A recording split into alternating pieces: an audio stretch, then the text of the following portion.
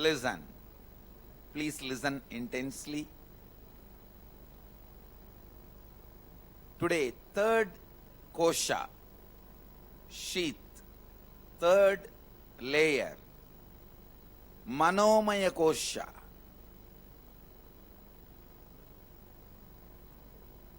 This sheath is called mental layer. This kosha is called mental layer.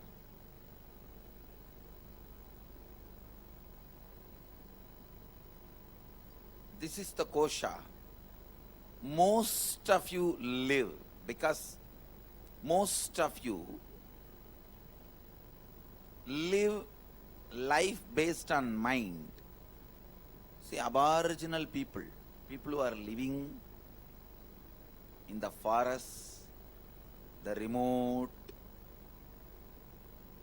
natural life, away from civilization, they live more on the body. So, anything happens to their body, they perceive it happens to them. But the people who are living in civilization, you become more mind-oriented.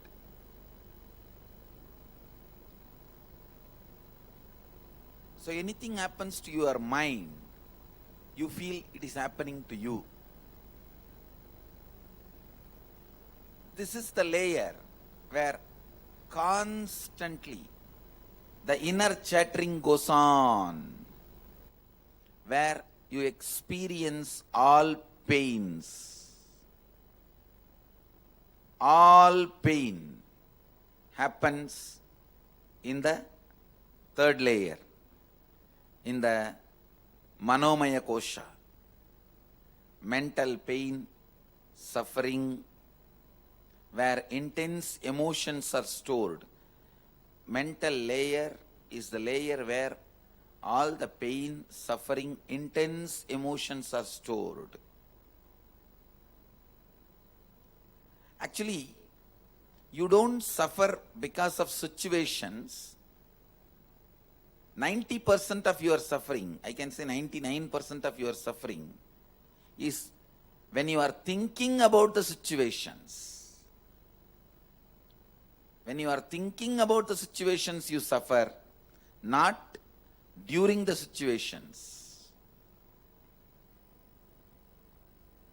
The emotional and mental level pain is the result of the constant judgment growing inside you. The emotional imbalance can deeply affect the body. For example, Monday morning, when you feel intense resistance to go to work or school, it can manifest as pain, diseases in the body. There is something called Monday morning blow-ups in the West. Monday morning is the time maximum number of cardiac arrests happens. People die just because of their resistance to school and work. Can you imagine?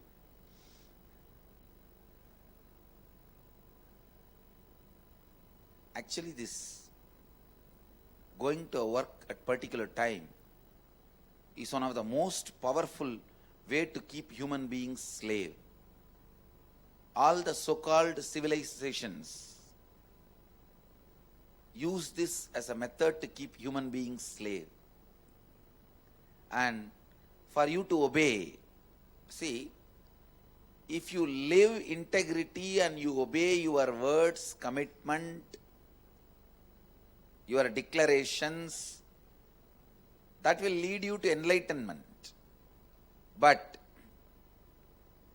if you know it is forced on you and the timing has to be followed, otherwise you can't survive, and you don't feel connected to the goal for which you are made to work. For example, you are working for a company, but you don't have a passion for that goal. You are just working, means you are nothing more than a slave. Fluoride is required to make you dull and make you slave. That is why use fluoride in their water. Please understand, fluoride and the time forced work, both are connected to keep human beings as slave. I am not saying don't go to work. All I am trying to tell you is take up the work along with your passion about which you are convinced. That should be the first priority. Take up the work about which you are convinced, about which you are inspired, about which you are passionate. Anyhow, now listen. These pain patterns, not only they trigger more and more pain, they continue to ruin your life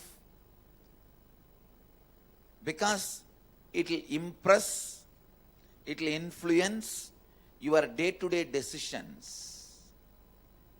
Even your everyday decisions will become so heavily influenced by this pain pattern. Even if somebody expresses love, you will not be able to trust them and reciprocate love. You will only be giving back the deep doubt.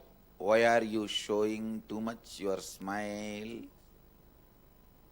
That will be your response.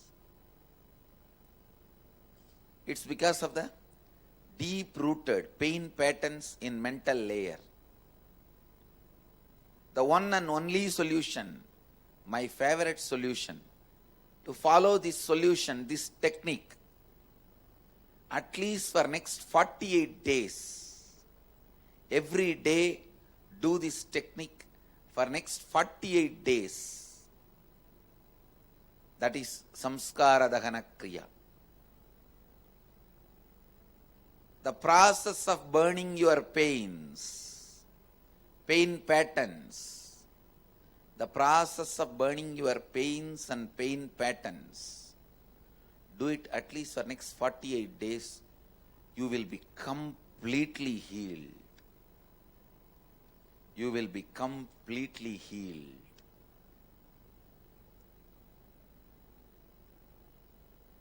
The healing, unimaginable way. The healing which is unexpected. To a unique process. Maybe for the first time, you are going to write the story of yourself. Start with the earliest memory of your life. Recall all the unpleasant incidents of your life that brought you mental, emotional, or any pain or suffering. Please understand. Whatever you still remember as connection with some pain pattern or emotional pattern, you have a tendency, unless it has a pain or suffering, you don't remember it. So recall each incident, relive it in your inner space intensely. Go back to the same situation, same emotions, same thinking, same understanding, same experience, same space, same power, same identity. Go back to that age.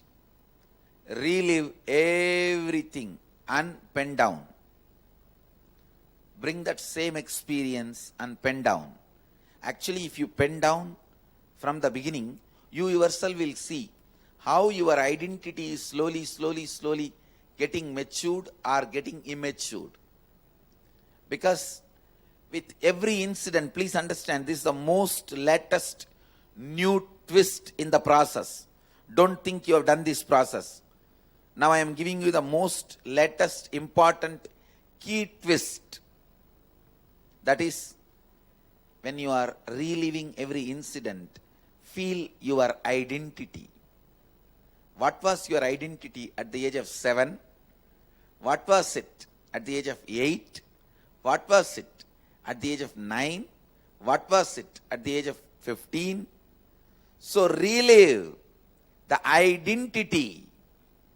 That will make you understand how you have grown or shrunk.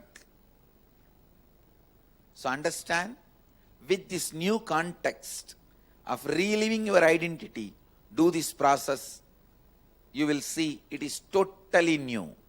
Don't even think you know it. Live it. Live it. Do this process.